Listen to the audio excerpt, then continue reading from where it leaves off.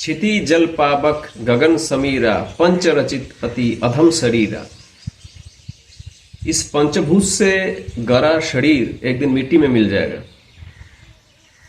शास्त्र में फिर भी शरीर को निरोग रखने के लिए, स्वस्थ रखने के लिए, इसको शुद्ध रखने के लिए हमेशा ही बोला गया है। मगर इस शरीर को नियंत्रक जो करता है मन, उस मन को इसका मालिक बताया गया और मन का मालिक है आत्मा। तो शरीर को हमको शुद्ध रखना है ताकि मन इस शुद्ध शरीर से, बायोलॉजिकल मशीन से अच्छी तरीके से अपना काम कर पाए और जीवन को एक यथार्थता दे पाए, अपने लक्ष्य तक मनुष्य पहुंच पाए। मगर ये पंचभूत से जो शरीर गरा है, इस पंचभूतों का प्रभाव केवल हमारे शरीर पर ही नहीं होता, हमारे मन पे तथा हमारे मानस आध्यात्मिक विकास में भी होता है। इसलिए इन भूतों को नियंत्रण करने की बात भी योग शास्त्र में बार बार आई है। और इन पंचभूतों के द्योतक स्वरूप जो 5 चक्र है, मूलाधार से लेकर विशुद्ध चक्र तक, इसकी अधिष्ठान है हमारे रीढ़ के हड्डी के अंदर ईरा, पिंगला तथा सुषुम्ना जो नाड़ी है, कांड भी कहते हैं इसे, इसकी क्रॉसिंग पॉइंट पे ये सर्पेंटाइन जैसा एक एक जगह में क्रॉस किया है और लास्ट में आज्ञा चक्र से निकल गया है, त्रिकुटी से मुक्त होके, उसको बोलते हैं मुक्त त्रिवेणी। और जो मूलाधार में है वो उसको बोलता है युक्त त्रिवेणी।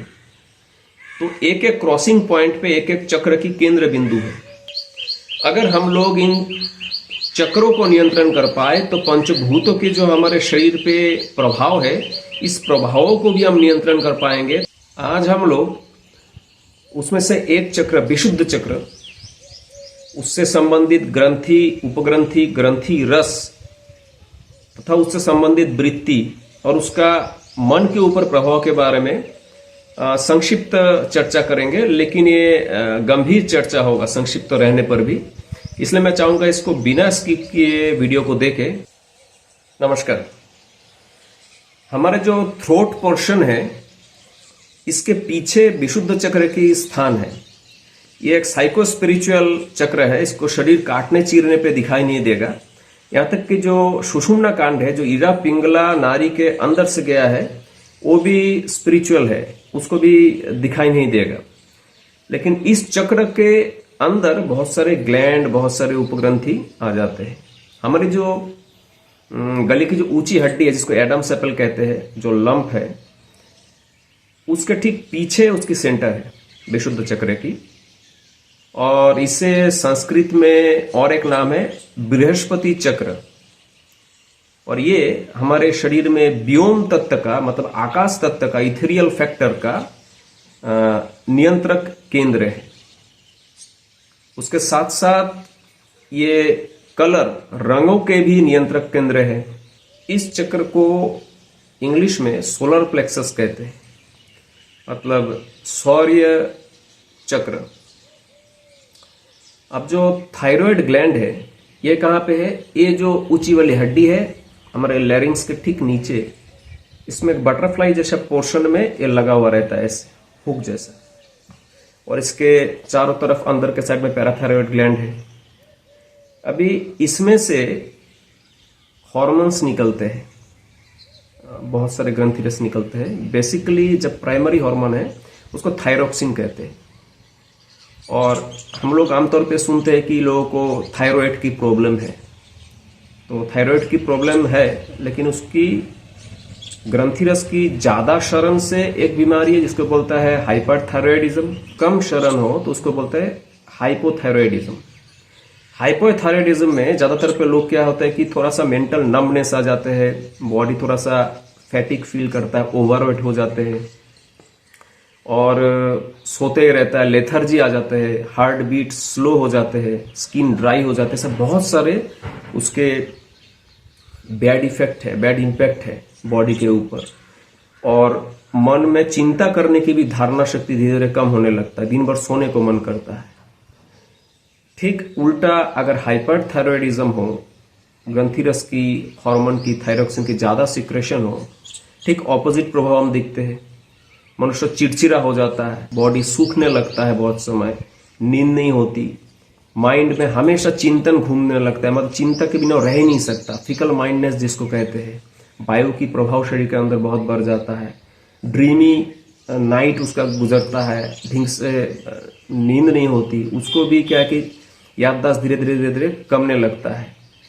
तो ऐसे बहुत सारे डिजीज हम लोगों की इस थायरोक्सिन की कम या ज्यादा क्षरण से पैदा होता है, और इंसान इससे मेडिकल ट्रीटमेंट लेने के बावजूद किसी भी पैथ से पूर्णतया ठीक नहीं होता है सारे सिम्टमों में। हाइपोथायरॉयडिज्म में और 2-3 चीज बहुत सीरियस है कि सेक्सुअल डिसफंक्शन होता है, उसको प्यूबर्टी ढंग से ग्रो नहीं करता, और उसके कारण क्या है कि बहुत समय क्रूरता भी माइंड में डोमिनेट करता है। इसकी ये जो ग्रंथि रस की क्षरण की कम ज्यादा होने से हमारे मन के ऊपर भी बहुत प्रभाव पड़ता है, और हमारे मन के प्रभाव हमारे नेक्स्ट फेज में बॉडी को और डिजेनरेट करते हैं। आजकल डॉक्टर भी कहते हैं कि ज्यादातर डिजीज जो है साइकोसोमेटिक है। हमारे जो पंचभूत है, इसमें से जो लोअर चक्र है, मूलाधार, स्वादिष्टान, मणिपुर, इसके ऊपर जो है अनाहत है, विशुद्ध है, उसके ऊपर आज्ञा चक्र है। तो जितने ऊपर के चक्रों में जाएंगे वो और ज्यादा सटल है नीचे के चक्र से, इसलिए उसमें अगर कोई भी डिसफंक्शनिंग हुआ, मेल फंक्शनिंग हुआ, वो प्रॉपरली काम कर नहीं रहा है, चक्र हमारे कंट्रोल में नहीं है, तो हमारे उस चक्र से रिलेटेड ग्रंथि रस भी ढंग से क्षरण नहीं होगा, जिसके कारण क्या होता है कि हमारी मानस संजात बीमारी की मात्रा और बढ़ने लगता है। यहाँ तक कि कैंसर को भी साइकोसोमेटिक बहुत हद तक बोला जाता है। डायबिटीज, स्ट्रेस, कोलेस्ट्रॉल की प्रॉब्लम, बीपी की प्रॉब्लम, हर चीज ही ज्यादातर साइकोसोमेटिक है। इसलिए आप लोग देखेंगे बहुत गांव में बूढ़े बुजुर्ग मिलेंगे 60, 65, 70 साल के, वो गपागप चीनी खाए जा रहे, मिठाई खाए जा रहे, उसको कोई डायबिटीज नहीं है। जहां पे हम लोग देखते हैं कि 15-20 साल के लड़कों को भी डायबिटीज हो रहा है, स्ट्रेस की इशू आ रहे हैं, हार्ट अटैक में डेथ कर रहे हैं। सिंपल एक चीज एग्जांपल देता हूं, आप सोचिए कि इमली चबा रहे या खट्टा नींबू काट रहे, तो आपके मुंह पे सलाइवा का क्षरण होना शुरू हो जाएगा, क्योंकि हम जो चिंतन करते हैं उसके प्रभाव से हमारे ग्रंथि या उपग्रंथि या एक्टिवेट हो जाते हैं, और उस चिंतन को मैटेरियल रूप देने के लिए वैसे ही हार्मोन सीक्रेट करते हैं। उस हार्मोनों का प्रभाव हमारे शरीर के ऊपर पड़ते हैं, और शरीर भी उसी रूप से ट्रांसफॉर्मेशन होता है, शरीर भी रूप बदलता है, शरीर में खराबी आती है, शरीर में अच्छाई आती है, हम लोगों की बैलेंस हार्मोन सिक्रेशन और malfunction of hormone secretion के कारण होता है। इसलिए हम लोग बायोसाइकोलॉजिकल मशीन है। बायोसाइकोलॉजिकल दृष्टिकोण से देखेंगे तो हमारे thyroid and parathyroid gland more and more psychic development and intellectual elevation से रिलेटेड है, मतलब मानसिक विकास तथा बौद्धिक उन्नति के साथ ज्यादा ये रिलेटेड है। और वहीं पे ही हम लोग की जो लिम्फेटिक ग्लैंड है वो ज्यादा कंसर्न है फिजिकल एक्टिविटी के साथ, और थायराइड एंड पैराथायराइड एक तरफ और लिम्फेटिक ग्लैंड एक तरफ, दोनों के बीच एक इनवर्स रिलेशन है। मतलब एक अगर ज्यादा एक्टिवेट होता है तो दूसरा स्लो डाउन हो जाता है। इसलिए जो लोग अपने जो आर्म पीट है या जो जॉइंट एरिया, प्यूबिक एरिया है, वहाँ के अगर जो हेयर ग्रोथ है उसको अगर वो लोग उठा देते हैं, मतलब जो बाल है हम लोग की जॉइंट्स की, इसको काट देते हैं, तो हमारे लिम्फेटिक ग्लैंड हीटअप हो जाते हैं, गर्म हो जाते हैं, और ओवर सिक्रेशन करते हैं, जिसके कारण क्या है कि हमारे जो थायराइड एंड पैराथायराइड ग्लैंड है उसकी सिक्रेशन में एक बहुत बड़ा प्रभाव पड़ता है, थायरोक्सिन की सिक्रेशन में, और इंटेलेक्चुअल जो डेवलपमेंट हो रही थी वो कम हो जाता है धीरे धीरे धीरे। मननशीलता की जो शक्ति है ये धीरे धीरे धीरे धीरे कम हो जाता है। और इंसानों में मननशीलता एक गुण है, इसका जितना प्रैक्टिस करेंगे उतना ही बढ़ेगा, जितना नहीं करेंगे तो उसमें क्या है कि जंग लग जाएगा, धीरे धीरे कम हो जाएगा। ये जो विशुद्ध चक्र है ये जब वेल डेवलप होते हैं, ये जब सही तरीके से नरिशमेंट होती है इसकी, तब मन में बच्चों के लिए प्यार उभरता है, और मर्दों में जो बियर्ड है, दाढ़ी की भी ग्रोथ अच्छी होती है, और उनमें रैशनलिटी भी डेवलप करता है, उनमें पैशंस डेवलप करता है। वहीं पे उल्टा अगर इस विशुद्ध चक्र की सोलर प्लेक्सस की डेवलपमेंट ढंग से नहीं होती है तो क्या होता है कि हार्मोन सिक्रेशन ढंग से होती नहीं है, उसके कारण बियर्ड की मात्रा भी बहुत कम होती है। उसके साथ साथ क्या है कि आदमी की सेक्सुअल ऑर्गन की भी डेवलपमेंट अगर ढंग से ना हो उस कंडीशन में क्रूएल्टी ज्यादा बढ़ जाता है, बच्चों के लिए मन में प्यार नहीं रहता है। बहुत लोग हम लोग देखते हैं कि दाढ़ी मूछ नहीं है, दिखने में यूनक जैसा, हिजरे जैसे है। उन लोगों के मन में, जिसको स्टेराइल पर्सन कहते हैं, उन लोगों के मन में बच्चे लोगों के लिए प्यार बहुत कम रहता है। इस विशुद्ध चक्र की डेवलपमेंट से लोगों में जो आत्मविश्वास है वो प्रचुर मात्रा में बढ़ जाता है। और जहां पे ये नहीं हुआ वहां पे इरेशनलिटी बढ़ जाता है, इरिटेशन तो बढ़ता ही है। उसके साथ साथ महिलाओं में भी सेम सिम्टम दिखाई देता है। उनको दाढ़ी तो बढ़ेगी नहीं, लेकिन उनमें भी इरेशनलिटी आ जाता है और उनमें साथ साथ अहंकार बढ़ जाता है। ये जो सभी वृत्तियां है, ये वृत्तियां नॉन इनबोर्न इंस्टिंक्ट है, मतलब जन्म के साथ ये सब नहीं आता। फिर हम लोग अपने शारीरिक संरक्षण, कैसा हाव भाव में रहते हैं, कैसे चिंतन करते हैं, उसके आधार पे हम लोग की मन उसी तरीके से या तो प्यूरिफाई होता है या विकृत होता है। और इसकी डेवलपमेंट से जो ह्यूमन लव है, मतलब कोई भी व्यक्ति को प्यार करता है, वो धीरे धीरे बढ़ते बढ़ते यूनिवर्सल लव में परिवर्तित हो जाता है। इस यूनिवर्सल लव से और एक चीज हमें समझ में आता है कि जो भी यूनिवर्सलिज्म को सपोर्ट करता है उसके विशुद्ध चक्र उन्नत है, एडवांस है, मतलब वो उन्नत मनीषा संपन्न व्यक्ति है। और जहां पे लोग कितने भी धर्म की बोली बोले, भजन करे, कीर्तन करे, पोथी पुत्र पढ़े और पढ़ाए, वो जात पात मानता है, लोगों में अलग अलग सेक्ट में डिवाइड करता है, उसी दृष्टिकोण से देखता है, उसकी मन उन्नत नहीं है। खैर, विशुद्ध चक्र के अंदर हमारे जो 50 वृत्ति है जो हमारे मन को हमेशा प्रभावित करते हैं, उसमें से 16 वृत्ति इस विशुद्ध चक्र के अंडर में आता है। मतलब इस चक्र को अगर हम लोग ढंग से नियंत्रित कर पाएंगे तो हमारे मन 16 विकारों से मुक्त होगा तथा उन वृत्तियों की सुफल हम ले पाएंगे। ये दोनों तरफ काम करता है, एक खराब की तरफ भी जा सकता है, अच्छे की तरफ भी जा सकता है। लेकिन आमतौर पे जितने हम ऊर्ध्व चक्र में जाएंगे, अनाहत और उसके ऊपर, तो ज्यादातर अच्छे वृत्ति ही पाए जाते हैं। और नीचे वाले, मणिपुर से नीचे वाले में हम लोग की डिस्ट्रक्टिव, डिजेनरेटिव सारे वृत्तियों की घर है। उसमें से 16 वृत्ति है जो हम लोग की स्वर सप्तक है, सारे गा मा पा धा नि सा, ये स्वर इसमें आते हैं। जैसे सरज, ऋषभ, गांधार, मध्यमा, मध्यम, पंचम, धैवत, निषाद। उसके बाद आता है ओम, हुम, फट, बौषट, बशट, नमः, स्वाहा, विष एंड अमृत। तो ये वृत्ति भी हमारे यहाँ पे रहते हैं। विष का एक एग्जांपल देता हूं। जैसे बहुत सारे लोग कटु वचन बोलते हैं, उनका मुंह से गलत ही मतलब गलत तो नहीं, बहुत ही कड़वा निकलता है, जिससे क्या है कि एक हार्मोनी खत्म हो जाता है, कोई भी चीज की डेलिकेसी खत्म हो जाती है। इसलिए शास्त्र में यह भी है कि सत्यम ब्रुवात प्रियम ब्रुवात, न ब्रुवात सत्यम अप्रियम। अगर हम लोग सत्य भी बोलते हैं तो ऐसे बोलना चाहिए जो प्रिय हो, मतलब उसकी एक इम्पैक्ट ऐसा होता है कि आदमी उस सत्य को एक्सेप्ट करे।